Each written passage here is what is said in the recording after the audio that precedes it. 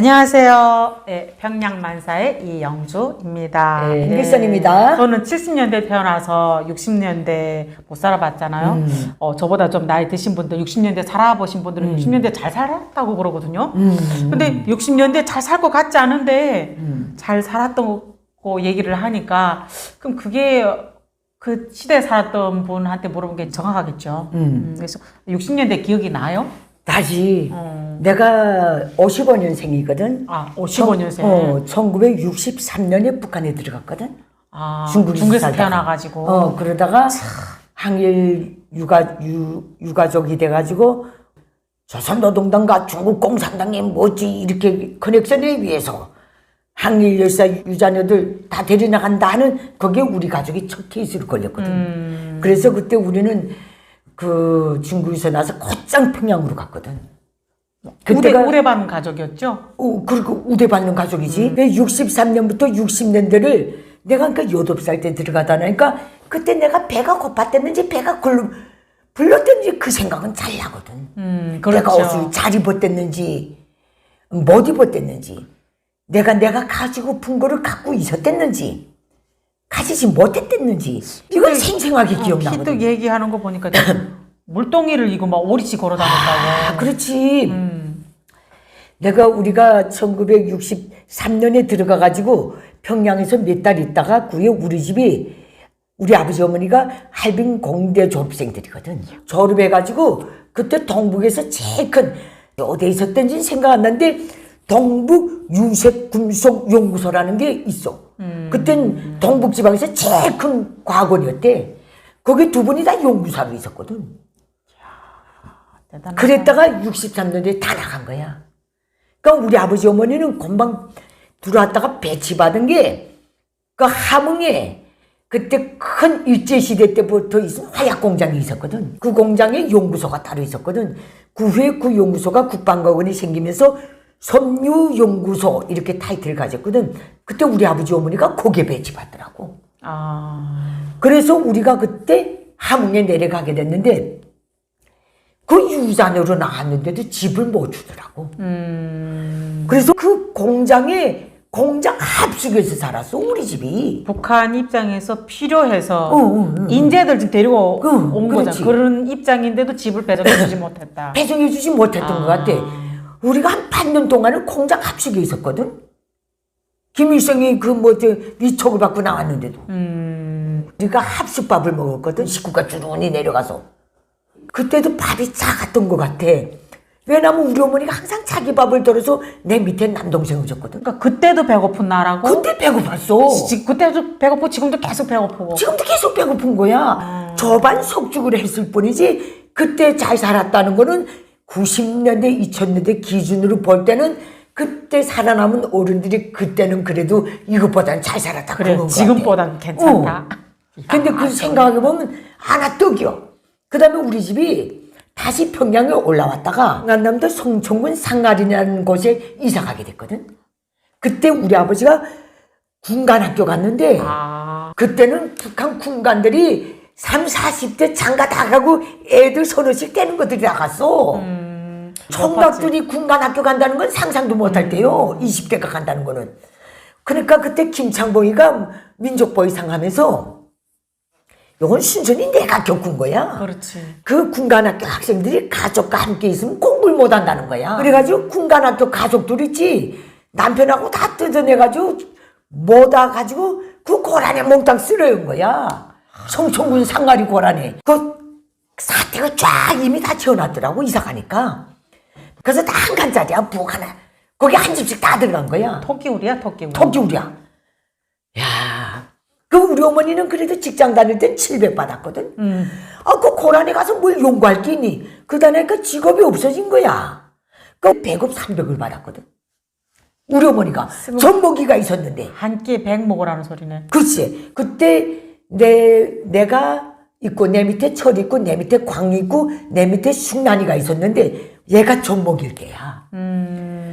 야, 우리 집 그때도 아침에도 잡곡밥 그때 역시 지방에는 3대 7로 입살 30, 잡곡 70을 줄 때야. 근데 이게 사실은 이제 부수적인 것들이 있으면 사실 이게 많은 건데 우리는 딱 식량에만 그거밖에 매달리니까 없지. 그냥 얘랑 된장국이랑 그거지. 먹으니까 굉장히 작은 숫자죠. 100g이란 게. 그때 우리 집은이 저반 석죽을 겨우 했어.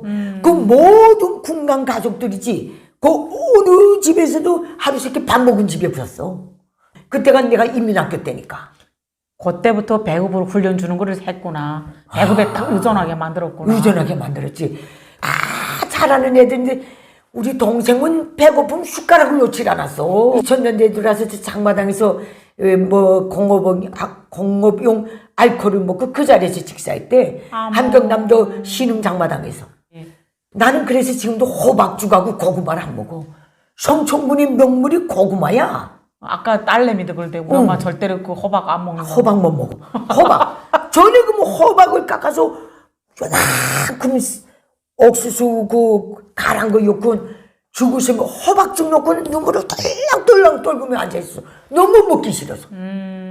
그때는 수도꼭지도 없을 때야. 어느 집에도. 그럼 물 길을 다니신 거예요? 다 물길라 다녔어. 그때 그 동네에서 한 오리 가야 우물이 하나 있었거든. 오리. 그러니까 우리는 이민학교 갔다 오면 처녀 애들은 거기서 몽땅, 야, 60년대 후반인데 물동이가 다 있었어. 60년대 후반. 내 20대면 90년대 그때도 동이 이고 다녔거든요. 그때 매 집에 따바리가 따바리가 한두 개씩 다 걸려 있었어. 그러니까 북한이 잘 살았던 때는 없어. 나라가 생겨서부터 지금까지 단 한 번도 없었네요. 내가 이걸 핵심 계층으로서 겪은 일이요. 내가 왜 이렇게 키 작은 줄 알아? 그저 물동이를 계속 이고 날랐어. 그게 60년대, 67년, 68년도 일이야. 우리 함흥에 우리 왕고모가 있었거든. 그 왕고모네 집에 한번 너무 쌀이 딸리니까 우리 어머니가 그 집에 나를 데리고 갔던 적이 있거든. 성천군에서 살 때. 그때 우리 왕고모네 집 가니까 그 고모부가 집에 앉아서 양복을 전문 만들 때야. 일제 때부터 알 때부터 양복을 만들었대. 나름 부자였겠다. 그 함흥에서 간부들은 이 집에 와서 다 양복을 해가는 거야. 그 집에 가서 처음 하루 세끼 잎쌀밥을 뭘 없이 먹었어. 근데 그때는 상점에는 물건이 많았거든. 마음대로 샀나? 그때는 마음대로 샀어.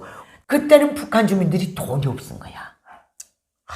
이선 또 돈이 없고. 있을 땐 돈이 없고 없을 땐 돈이 있고 이렇게 지금 북한 주민들이 이렇게 한 번도 허리 편 적이 없다니까.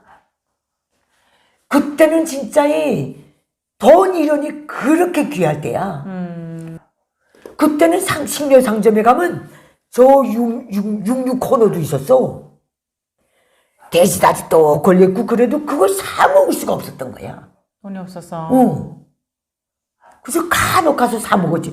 그때는 남자들이 태군에 오다가 주머니 돈 잘랐던 토로 갖고 상점 앞에서 그래도 요만한 불고기 먹고 술 한 잔은 먹고 퇴근했어.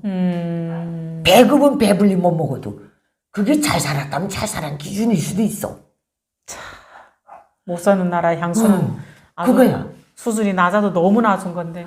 이게 60년대야. 60년대는 우리 다 골고루 가난한 거야. 그렇지. 어느 집에 가도 훔칠 게 없는 거야.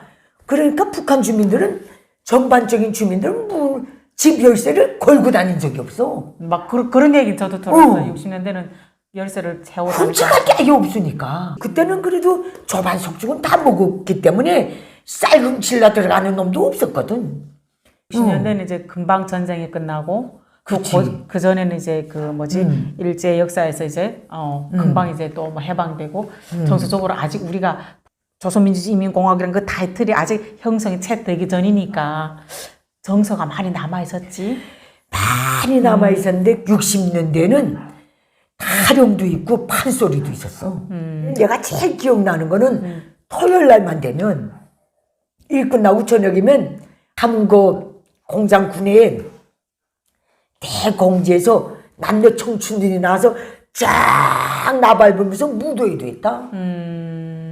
또 성천군에 가서 1년 몇 개월 살았지. 토요일 날만 되면 저 주변에는 구분돼서 자동차에다 용사기 싣고 오는 거야.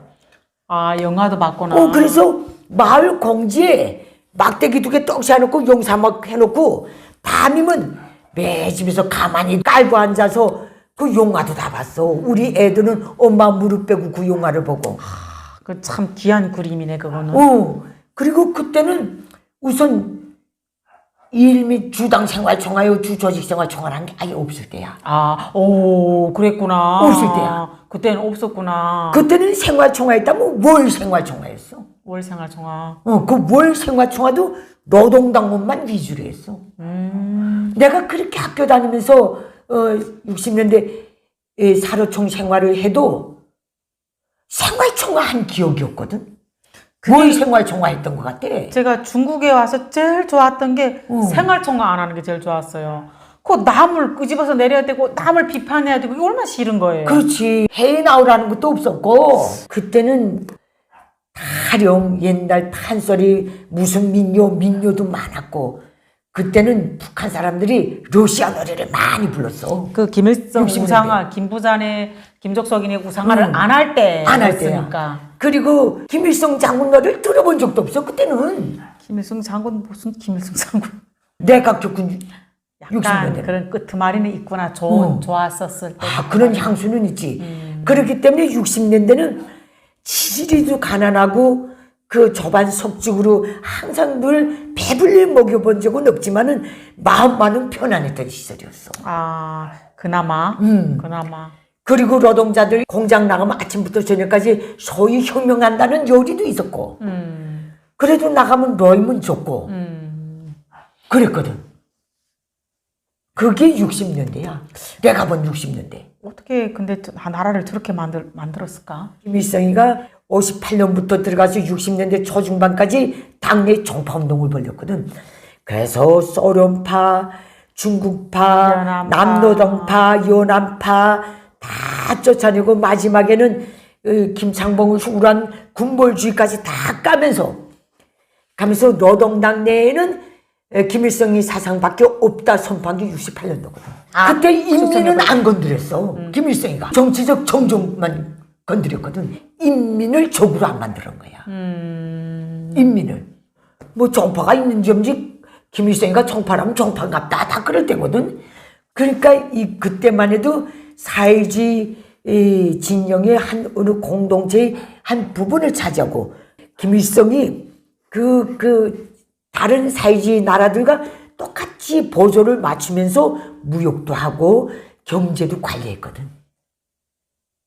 근데 그 이후 세습 후계의 꿈을 꾸면서 거기에 알맞게 정치를 수립하고 나가는 70년대 들어서면서 북한 주민들이 60년대 가장 초보적인 인간으로서 누릴 수 있었던 초보적 단계의 그 모든 여유를 깡그리 빼앗아가기 시작했지. 정서적인 향수를 걷어갔구만 아예. 그때는 인민군대의 구호도 조국을 위하여 복무함이었어. 수령을 위하여 복무함이 그게 아니었어. 이야, 좀 많이 그때였어. 치떨리죠. 이제 치떨리지. 한 개 민족을 거의 이제 정신적으로 다 말살해 버리고. 이게 69년도까지 일이야. 이게 내가 겪은 건데 내가 예전에 이 북한과 관련돼서 일하는 외국 그 전문기관 분을 만났댔거든. 그때 그분이 이 말을 하더라고. 이제 이렇게 대북 문제가 제기될 때마다 너희 나라의 모든 시스템을 주민생활 수준을 60년대로 돌려놓으라. 이게 첫 주문이었대. 그래서 우리가 그때 김덕홍 선생님하고 나하고 이걸 조목조목 깠거든. 그 다음에 그 말이 없어졌어. 60년대 이전을 이거 아무 의미가 없는 거다. 그 60년대 핵이란 거 가능하지도 않거니와 북한 문제를 그렇게 몰랐다는 거야. 근데 이제는 정말 웬만한 사람들 북한과 관련된 업무를 수행하는 사람들은 90년대부터 2000년대, 2010년대를 걸치면서 이제는 북한에 대해서 너무 잘 알아. 본질을 정확히 알기 때문에 오늘날 북한 김일성 적성이 빠져나갈 길이 없다는 거야. 이게 내가 본 60년대며 그 결과물이 이제 말한 거지. 안녕하세요. 안녕하십니까. 네, 하이리 여자 영지입니다. 제가 근데 이제 이번에는 어떤 물음을 이제 제기를 하냐면요. 대한민국에 이제 35,000명이라고 해요. 고향에서 오신 분들, 탈북민들이. 근데 연령대가 다 다르잖아요. 다 다르지. 그 이제 뭐 탈북민 단체들, 뭐 이제 유튜브 채널에서 이제 보시는 분들 느끼고 이제 그런 부분들이 다 다르잖아요. 그러니까 이제 짚어줄 필요가 있거든요. 탈북민들이라고 다 똑같이 김일성이나 김정일 시대를 경험한 사람들이 아니잖아요. 노동당이나 뭐 이제 장마당 세대라고 분류되기도 하는데 이런 부분들은 또 선생님이 뭐 간단하지만 명료하게 또 이제 딱 정리해 줄 수 있어가지고 이런 생각이 들었어요. 이거는 저체제가 망해가는 도상에 있거든. 지금 자멸해가는 도상에 있는 상황이면 자멸한다는 가장 큰 뜻이 뭔가 국가가 아무리 강경하게 나가도 그걸 받침할 수 있는 시스템이 작동 안 한다는 거야. 주민 감시 통제 시스템이라든가 사상 교양 시스템, 조직화 시스템이 점점 호두로 빠지고 이 모든 공간을 뇌물로 떼우고 뭐 도망치는 걸로 떼우고 감옥 가는 걸로 떼우고 이런 식으로 국가가 총체적인 지금 홀만 있을 뿐이거든. 이 과정이 우리가 정확히 보면 1980년대 중후반부터 눈에 띄우기 시작했어. 이건 김정은 시대에 와서 벌어진 일도 아니에요. 저 체제의 근본적인 악의성과 비상식적인 비정상적인 국가 이념, 우린 그것을 김일성 적성의 야망이라고 하자. 야망이죠. 거기에 집중하기 위해서 동서고금의 모든 독재 국가의 주민 통제 시스템을 몽땅 빨아들여서 믹스해서 북한판 김일성식 주체식 제도를 세워놨거든. 이게 이 망해가는 과정이 곧 우리 탈북자들이 연령대에 다 신비해 있어. 그렇죠. 내 느낌에도 그렇죠. 저희는 북한에서 왔지만 북한의 체제를 너무 잘 모르는데 객관적으로 보시는 분들은 다 탈북자 안에다 넣고 얘기를 하죠. 저런 거는 이제 그 독자분들이나 시청자분들한테 분류해서 보면 더 쉽지 않을까. 그렇지. 예, 그런 생각이 들었어요. 북한을 정확히 알려주는 데서도 아주 중요한 문제고, 다른 하나는 앞으로 북한 자유화된 다음에 북한 주민 사회를 대할 때도 이런 상식은 갖고 들어가야 되겠다. 그 생각을 내가 많이 하거든. 중요하죠. 네. 10대 때, 10대 때 왔다. 오늘날에 왔으면 2000년 이후에 태어난 애들이요. 거의 북한을 모른다고 봐야죠. 얘들은 북한을 아예 몰라. 얘들은 10대에 왔으니까 뭐 조직 생활은 했겠지. 사로총이나 소년단에는 입단했겠지. 그 생활만 하고 얘들은 북한의 체제 직업군에 들어가서 그 정치 학습, 그 정말 조직화 이 모든 말하자면 저 체제 일과 이걸 아예 모르는 거야. 거의 모르는 거지. 그러니까 아예 모르다 나니까 15세 이상 20대 초반까지 온 애들은 오히려 더 좋아.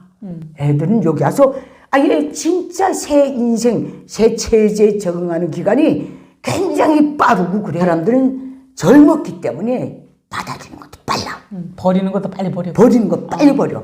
그리고 쟤들도 북한에서 살 때 이거는 정말 못할 짓이라는 걸 다 깨치고 온 사람들이야. 그렇죠. 그런데 문제는 어디 있는가? 80년대에 태어나가지고 90년대 미배급 시대에 그때는 학교 문은 열어놨지만 공부를 못할 때야. 애들이 다. 그렇죠. 굶어서. 다 굶어서. 여기저기서 굶어 죽고 이러니까. 꼬챙이가 쓸어나고. 그렇지, 이거는 아예 그렇죠. 북한도 몰라. 장사만이 알아. 돈 많이 안다. 그것도 장사도 정확히 배울 수가 없는 거야. 서로 등쳐먹고, 그 국가 걸 훔치거나, 이거 뭐 이렇게 해서 원시적인 그 상태의 장사에서 살아남기 위해서 악바리처럼 뛰다가 정례 못 견디고 중국에 스스로 넘어갔다든가 이렇게 가서 거기서 또 정착하고 들어온 애들은 북한 아예 몰라. 북한 김일성 족속의 범죄 야망, 내가 왜 이런 개고생을 해야 됐는지 거기에 대한 중후감을 가질 수가 없는 거야. 저런 친구들이 유튜브로 하면 북한은 아주 이상하게 얘기를 해. 재미있는 나라로. 이런 애들이 인생이 어느 한 단계의 젊음 이걸 가지고 북한팔이 하는 거야. 그렇죠. 화상을 진하게 화려하게 입고 나와서 지도 모르는 소리를 짓거리대고 이런 애들이 지금 30대, 40대를 이루고 있거든. 그거하고 자기가 산 것 그대로 얘기하면 좋겠는데 자꾸 과장해. 왜? 시장이 있기 때문에. 이런 거 보면 저 사람들이 부모가 같이 왔더라면 저렇게 놔두겠나 그런 생각까지 다 들어. 왜? 사람의 고유의 그 본성과 인성은 누구나 다 똑같아. 그럼요. 그 살아오는 인생 행로에서 길이 다 갈라지는 거지. 이게 문제야 지금. 그렇죠. 어디 나가서도 거짓말해. 저는 뭐 북송당하면서 그 선생님 얘기하는 30, 40대, 이 30대 애들 이제 경험했는데 참 비판적으로 보기도 했지만 좀 슬프고 짠하기도 했. 슬프지. 어찌면 이거 다 김일성적적인 죄악이지. 그렇죠. 이제 그 엄마를 잃고 아버지를 잃고 뭐 동생들 먹여 살려야 되니까 그건 먹는 것만 생존을 이제 목표에 두고 있으니까 이제 뭐 윤리라던가 도덕이라던가 이런 것들을 이제 거의 망각하고 사는 불쌍한 생각은 드는데 야 저렇게 살다가는 어떻게 그러니까 이게 되지? 또 일반화할 필요는 없지만은 이런 사람들이 또 굉장히 빈 깡통처럼 소리가 높아가지고 열심히 사는 탈북민들도 많지만은 이런 현상들이 있기 때문에 나한테 물어보는 분들도 있거든. 그거 좀 얘기해 주시오. 내 말 못 듣겠어? 내가 말해주면 고소하겠다 그래. 아 그래요? 무슨 고소식이나 못된 것만 배워가지고. 그 전번에 우리가 취급했댔잖아. 그 어느 네, 종교 유튜브에 가서만. 네. 걔가 나한테 전화 왔어. 뭐라고요? 선생님 그 영상에 올라가 있는 그걸 다 내리라는 거야. 날 고소하겠대. 그래서 내가 난 내 이름 밝히질 않았다. 영상에서 아는 그대로 이렇게 얘기한 건데 자평 의사가 지금 옆에 있다는 거야. 그 영상을 못 내리겠으면 댓글이라도 다 없애버리라는 거야. 내 말하자. 난 내 이름 밝힌 적이 없다. 그리고 걔가 너라면 내가 말한 게 너라면 너 그건 고쳐. 그래놨거든. 잘하셨어요. 그렇게 얘기해놨더니 건다는 거야. 나를 재판에 걸어라. 어서 걸어라. 나 재판 걸겠다는 탈북민 많아. 적어도 서너 명은 돼. 그래놨거든. 그런 애들이 있어. 근데 난 뭐라 그런 적이 한 번도 없거든.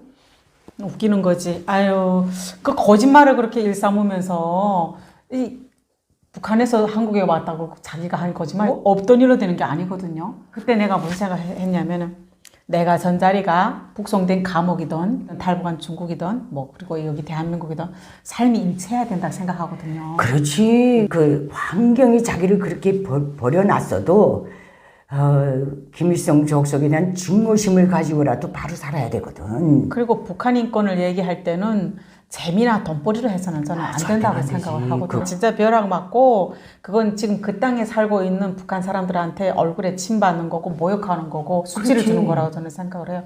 물론 북한 인권도 최악으로 나쁘지만은 내가 경험한 것만. 이게 다 30대 40대 초반에 또 하나가 전화 왔다. 뭐라고요? 그건 또 그 여자의 남편이 전화 왔어. 한국 사람이거든. 나를 고소하겠다는 거야. 왜? 우리 집에 몇 번 봤댔거든. 왜? 물어보니까 내가 자기 색시를 인신매매했다고 말했다는 거야. 그래서 아니 그 인신매매라는 건 본인 입에서 말이 나고 나보고 도와달라고 여기까지 내려왔길래 내가 걔 변명해 주겠다고 걔 차 타고 서울에 올라가서 변호사까지 만난 적이 있다. 그 외에는 난 어디서도 말한 적이 없다. 그래서 저게 된지 모르겠는데 내가 딱 말했다는 거야. 난 그거 알지도 못하거든. 관심도 없고. 그러니까 참 이 30, 40대 다는 아니지만 정말 이제 막연한 사람들이 많죠. 난 정말 모르거든. 관심도 없고 너무 어이가 없어서 지금까지도 고소 안 했어. 내가 그렇게 만만해 보이나? 가벼운 행동들이죠. 이런 현상 같은 거. 얘들은 이게 극소수입니다. 근데 제일 요란합니다. 대한민국의 많은 국민들이 알고 있는 애들이요. 이런 애들이 이렇게 북한 인권 문제, 북한 삶 정말 진짜 눈물도 나고 감동고 또 희노애락이 다 있지만은 어떻게 제 인생도 아닌 걸 뿔구고 끌어다 쓰고 하면서 이렇게 하는 거 뭐 이게 정말 무서운 짓이거든. 앞으로 북한이 정리되면 그 동네에 얘가 가기는 하겠어. 그래요. 맞아요. 그 말이에요. 제 얘기가. 좀 힘들어도 이렇게 살면 안 되거든. 아니, 많이 힘들어도 그렇게 살면 안 되죠. 그러니까 90년대 말하자면 10대, 2000년대, 20대, 2010년대, 30대, 2020년대, 그러니까 어쨌든 80년대에 태어나서 이렇게 오늘이 30대 중후반부터 40대 중반 애들.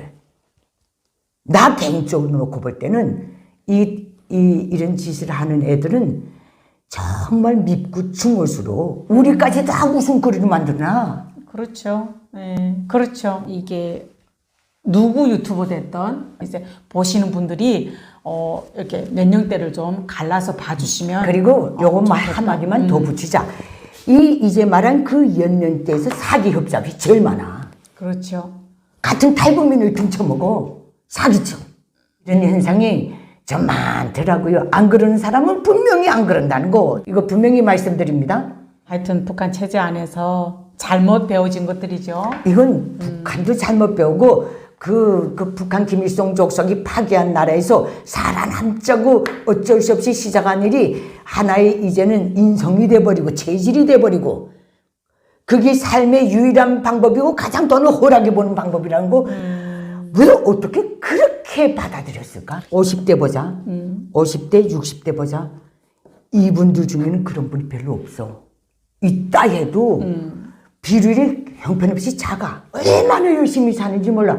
이분들은 뭐 악법도 법이라고 독재 체제의 그 시스템에서 정말 깨끗이 피해를 다 받고 오면서 이뤄오는 정 과정에 그래도 성실성 이거 하나만은 인간의 본성도 틀어지고 오신 분들이야.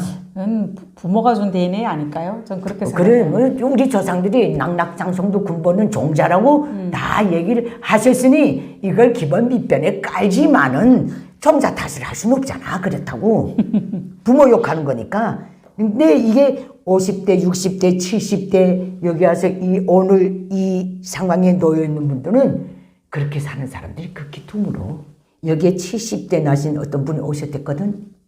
여성분이 자기는 무슨 일을 해야 되는데 하루에 일을 그 연령대에 맞는 청소라든가 이걸 2번씩 뛴대. 자기는 무조건 돈을 벌어야 된대. 말년에 어디에도 손 내밀지 않게끔 살도록끔 해야 된대. 말이 안 나가더라. 저도 그런 마인드예요. 나도 죽는 날까지 일하다 죽는 게 제 마인드예요. 먹었다는 이유로 사회의 그 뒷전에 앉아있는 내 모습 바라보면 굉장히 슬프거든요. 그렇지. 네. 그걸 위해서 지식을 배우고 전문 자격증을 따고 그걸 위해서 지금 열심히 말하자면 너는 그 교대를 뛰잖아. 어제 저녁에 와서도 너무 피곤해서 나 항상 보면 안쓰럽습니다. 솔직히 나도 그렇게 살았거든. 그렇게 살아야만 되고요. 우리가 그렇게 가치 있는 삶을 위해서 도전해서 여기까지 왔잖아요. 그러니까 우리는 앞으로가 무섭지 않는 거야. 그렇죠. 우리 앞으로 나가는 길이 나이가 먹어가도 그렇게 부대끼면서 방법을 배우고 다 했기 때문에 무섭진 않잖아. 그러나 그렇게 살지 못한 30대, 40대 초중반 애들은 얼마나 무섭겠어. 그러니까 더 과장적으로 나가는 거예요. 물 들어올 때 넣어줬는다 그 심정으로. 그렇구나.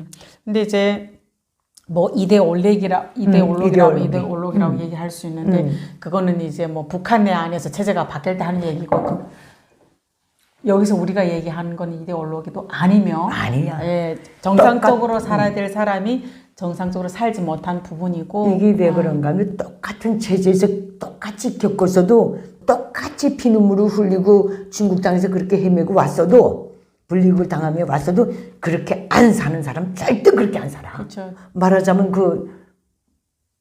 이런 옳지 못한 누가 보기에도 부모가 걱정할 수 있는 길로 안 간다 그 소리지. 그렇죠. 마음이 아프죠. 마음이 아프고 그 한 사람으로 인해서 수많은 탈북민들, 열심히 사는 탈북민들 얼굴에 탈북자들 사례가 다 그렇다는 식으로 깎아내리는 그런 삶. 그러니까 내 하나의 삶을 다른 사람한테 이롭게 하지는 못하더라도 해가 되게 하는 그런 행동은 하지 말았으면 좋겠다 하는 생각을 하고 있지만 또 여기 뭐 자유 대한민국이라고 또 그런 거는 또 배워가지고 남의 얘기를 하지 말라는 식으로 이제 얘기를 하는 분들도 계시긴 하더라고요. 근데 그거 우리한테 피해가 없으면 우리가 한 무리의 어떤 경향일수라도 탈북자들은 다 거짓말을 잘해. 탈북자들은 일하기 싫어해. 탈북자들은 뭐죠?